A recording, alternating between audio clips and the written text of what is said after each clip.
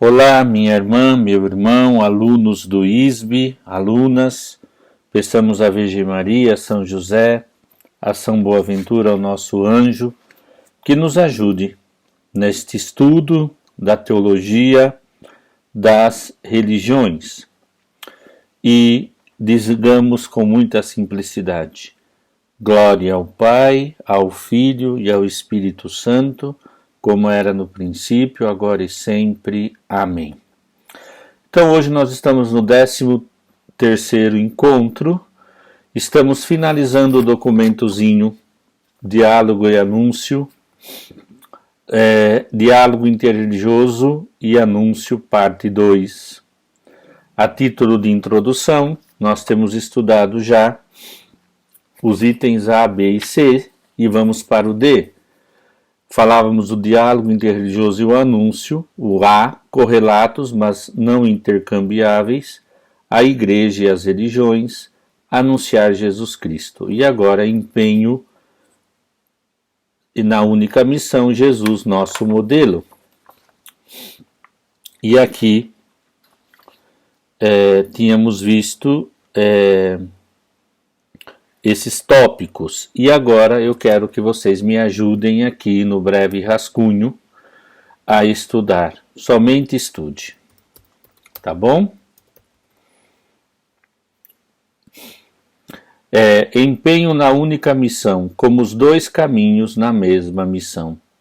Todos os cristãos são chamados a estar pessoalmente empenhados nestes dois caminhos, para cumprir a missão única da Igreja, ou seja, o anúncio, o diálogo, diz lá o número 82. A maneira como fazem dependerá das circunstâncias e também do seu grau de preparação. Todavia, devem ter sempre presente que o diálogo, como já foi dito, não constitui a missão inteira da Igreja, que não pode simplesmente substituir o anúncio, mas permanece para o anúncio, enquanto nele o processo dinâmico da missão evangelizadora da Igreja atinge o seu ápice e a sua plenitude.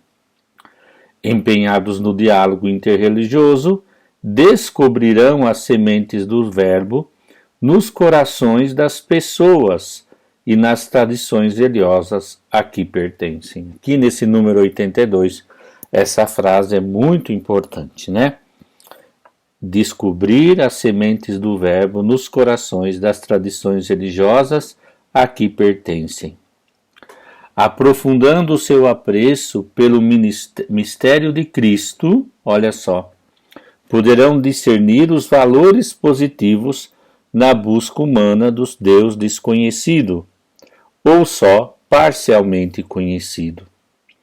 Através das diferentes fases do diálogo, os interlocutores poderão sentir necessidade de informar e ser informados, de dar e receber explicações, de se questionarem reciprocamente. Os cristãos empenhados no diálogo têm, portanto, o dever de responder às expectativas dos seus parceiros sobre os conteúdos da fé e dar testemunho dessa fé quando são chamados a fazê-lo, de dar a razão da esperança que está neles. 1 de Pedro 3,15. É o texto que eu gosto de trabalhar quando ensino teologia fundamental no início. Dar sempre dispostos a dar a razão da nossa esperança. Para poderem fazê-los, os cristãos devem aprofundar a sua fé, purificar os seus comportamentos, esclarecer a sua linguagem, tornar o seu culto cada vez mais autêntico. Então aqui está a introdução, no número 82, como dois caminhos da mesma missão. E agora o amor deseja compartilhar, o número 83. Nesta aproximação do diálogo, como podem deixar de sentir a esperança e o desejo de compartilhar com os outros a própria alegria de conhecer e de seguir Jesus Cristo? Então aqui palavras fundamentais, compartilhar com os outros a alegria própria de conhecer Jesus Cristo, o Salvador. Como não? Estamos aqui no centro do mistério do amor, que eu espero que vocês aprofundem também, tá bom? Qual que é o mistério do amor? Partilhar o quê? O amor de Cristo. À medida que a igreja, olha só, e os cristãos têm um amor profundo pelo Senhor Jesus, o desejo de compartilhá-lo com o outro é motivado não só pela sua obediência ao mandamento do Senhor, mas por este mesmo amor. Não deveria ser surpreendente, mas absolutamente normal, que os seguidores das outras religiões possam desejar sinceramente compartilhar a sua fé. Todo diálogo implica a reciprocidade e tem como objetivo eliminar o medo e a agressividade. Então aqui, partilhar o mesmo amor por indicação do Espírito. E aqui, no número 84, me permitam também ler, porque me parece fundamental que estamos terminando o documento. Os cristãos devem ser sempre conscientes da influência do Espírito Santo e estar preparados para ir aonde o Espírito os conduz, segundo a providência e o desígnio de Deus, e o Espírito que guia a missão evangelizadora da Igreja. Cabe ao Espírito, de fato, inspirar o anúncio da Igreja e a obediência da fé. A nós compete estarmos atentos às sugestões do Espírito. Muito importante isso. Quer o anúncio seja possível ou não, a Igreja prossegue a sua missão no respeito da liberdade, mediante o diálogo interreligioso, testemunhando e compartilhando os valores evangélicos. Assim, os parceiros do diálogo progredirão para responder ao apelo de Deus, de que tem consciência. Todos os cristãos e os seguidores das outras religiões são convidados por Deus mesmo a entrar no mistério da sua presciência como seres humanos que procuram a sua luz e a sua verdade. Desculpe, eu li inteiro porque é muito lindo. Só Deus, diz aqui, conhece o tempo e as etapas do cumprimento dessa longa busca humana. Meditem sobre isso, tá bom? Ok? Muito bom. E agora, nota é, Jesus, nosso modelo. Vamos lá. Deixa eu só tirar aqui.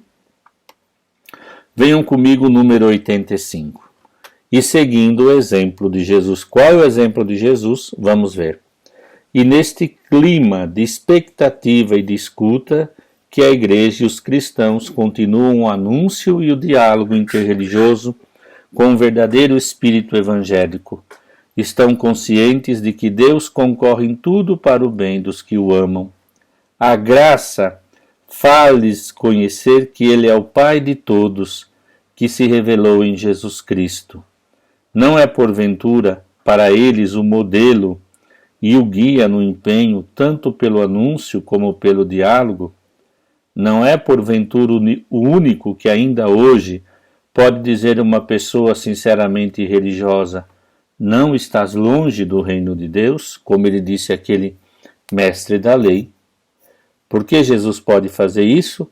Porque ele se ofereceu por toda a humanidade. Para os cristãos, não se trata só de imitar a Jesus, mas de estar intimamente unidos a Ele. Essa palavra aqui é muito profunda também. Convidou os seus discípulos e amigos a unirem-se a eles na sua oblação única em favor de toda a humanidade. O pão e o vinho, pelos quais deu graças, simbolizam a criação inteira. Vão se tornar o seu corpo oferecido e o seu sangue derramado pela remissão dos pecados. Mediante o ministério da Igreja, é a única Eucaristia a ser oferecida por Jesus em todos os tempos e lugares, desde o tempo da sua paixão, morte e ressurreição em Jerusalém. Os cristãos unem-se aqui a Cristo na sua oferta, que traz a salvação ao mundo inteiro. Oração Eucarística 4. Esta é uma oração agradável a Deus, que deseja que todos os homens se salvem e cheguem e conheçam a verdade. Assim dão graças, olha só no final que lindo do 86, por tudo que é verdadeiro, tudo que é honesto, tudo que é justo, tudo que é puro, tudo que é amável, tudo que é de boa fama e tudo que é virtuoso e louvável. Aurem nele a graça do discernimento, para serem assim capazes de ler os sinais da presença do Espírito e de conhecer o tempo oportuno e a correta maneira de anunciar a Jesus Cristo. E assim, nós chegamos à conclusão. Se vocês me permitem um comentário, quando a gente fala de ser discípulo de Jesus, é muito profundo. O documento de Aparecida fala discípulos e missionários, né? Quer dizer que não basta imitar a Jesus, devemos ir atrás dele para tomarmos forma, configurarmos a Jesus, a procurarmos, a encontrarmos com o Cristo e deixar que ele nos encontre. No tempo da Páscoa nós temos tratado esses temas com muita profundidade. Basta ver os discípulos de Emaús, que reconhecem Jesus na Eucaristia, mas Jesus foi atrás deles. Eles tinham abandonado tudo. Assim também, é impossível falar de diálogo interreligioso ou de compreender as religiões se nós não deixamos Deus fazer, melhor essa palavra, uma experiência profunda de encontro com Ele, que é sempre nova, tá bom? E aí poderemos entender como anunciar Cristo e respeitando os outros. Conclusão: uma atenção especial a cada religião, quer dizer, a finalidade dessas reflexões sobre o diálogo interreligioso e o anúncio de Jesus Cristo foi fornecer alguns esclarecimentos fundamentais. Mas é importante recordar que as diversas religiões diferem uma das outras. Uma atenção especial deve ser dada às relações com os seguidores de cada religião. Por isso, conclui dizendo que, primeiro, requer estudo. Não? E aqui diz assim, as conferências episcopais poderiam confiar esses estudos apropriados às comissões e aos institutos de teologia pastoral, porque não podemos pensar que não temos que ter uma visão de conjunto. À luz dos resultados fornecidos por esses estudos, esses institutos poderiam também organizar cursos especiais e sessões de estudo que preparassem para o diálogo e para o anúncio. Uma atenção especial há de ser dirigida aos jovens que vivem num contexto pluralista. Deixa eu anotar aqui, tá bem? Conceito pluralista, e encontram seguidores de outras religiões na escola, no trabalho, nos movimentos juvenis e até mesmo nas próprias famílias. Hoje é tão abundante isso, mas queria dizer outra coisa. Os jovens dos nossos tempos, às vezes nisso, seguem também, alguns não, mas outros seguem os nossos preconceitos e têm dificuldade no mundo pluralista de entender o outro. Ou às vezes se mistura com o outro sem ter a sua identidade católica definida. Não esqueçam que o estudo nos leva a reforçar nossa identidade católica e compreender nessa identidade o nosso papel de diálogo e de compreensão das outras religiões. E aí sim, requer estudo, mas também oração. Então aqui temos atenção especial e oração. Diálogo e anúncio são tarefas difíceis, mas absolutamente necessárias. Então aqui vale até um grifo. Todos os cristãos, cada um no próprio âmbito, deveriam ser encorajados a preparar-se melhor para cumprir o seu duplo empenho. Mas, ainda mais do que uma tarefa a cumprir, o diálogo e o anúncio são graças pelas quais é preciso rezar, que é muito importante. Preciso rezar. Todos, portanto, devem implorar incessantemente o auxílio do Espírito Santo, a fim de que seja o inspirador decisivo dos seus planos, das suas iniciativas e da sua atividade evangelizadora. Cita Papa Paulo VI no Evangelii Nuntiandi. E aqui tem o final. Terminamos, mas vamos conversar um pouquinho. Antes de resumir o resumo, eu coloquei aqui a tarefa 6 para entregar no dia 18 de junho. Após os estudos deste semestre, responda de modo criativo e pessoal aquela pergunta: qual o papel das religiões no plano de Deus amor revelado em Jesus Cristo? Repito, qual o papel das religiões no plano do Deus amor revelado em Jesus Cristo? Primeira coisa que quero dizer, antes, ainda temos mais 3 aulas, penso. Eu vou analisar com vocês um documento conjunto da Igreja Católica com o Conselho Mundial de Igrejas sobre o papel da religião cristã, mais delimitada ao cristianismo, sem falar das outras, no tempo de Covid. Uma meditação teológica quero fazer com vocês. É o primeiro ponto, tá bom? Segundo, aqui vocês já podem entender melhor o objeto formal da teologia das religiões, que é baseado na análise do papel de como eu, cristão católico, entendo as outras religiões a partir da minha fé. Senão seria um discurso vazio de teologia. Mas não podemos ficar só naquele primeiro ponto.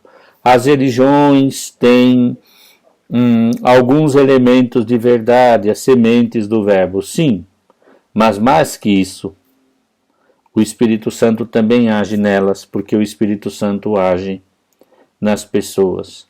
E veja que religião não é só um dado cultural, mas a religião faz cultura, faz um modo de fazer e de ser de um povo. Basta ver, no sentido negativo, o fanatismo de tantas religiões que produz morte e guerra. E aqui se trata então de ver algo mais. Nós aqui não podemos entrar só nos elementos de compreensão como sementes preparatórias, mas também uma preparação que continua. Aqui nós nunca podemos perder de vista, né?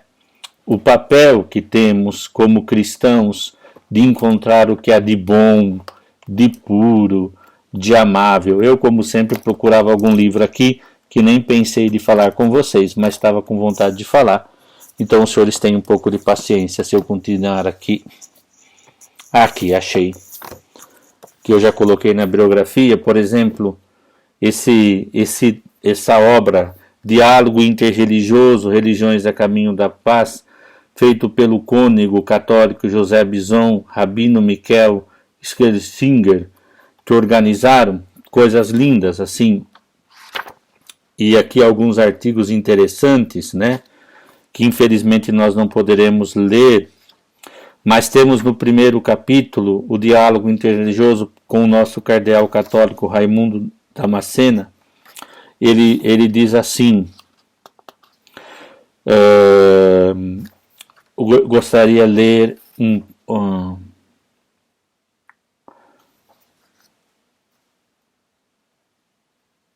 número 7, diz o cardeal. Por fim, afirmamos que todo diálogo interreligioso deveria estar animado da vontade e de uma mútua compreensão e admiração. Animado deste mútuo respeito, deve estar isento de toda ofuscação causada pelas imensas diversidades e de toda vontade de conquista por meio da violência e da injustiça. Assim, compreenderemos que o que de verdade, veritatis e graça há no coração e no espírito dos homens, ou nos ritos e nas culturas próprias dos povos, não só não se perde, mas é purificado e elevado e consumado para a glória de Deus.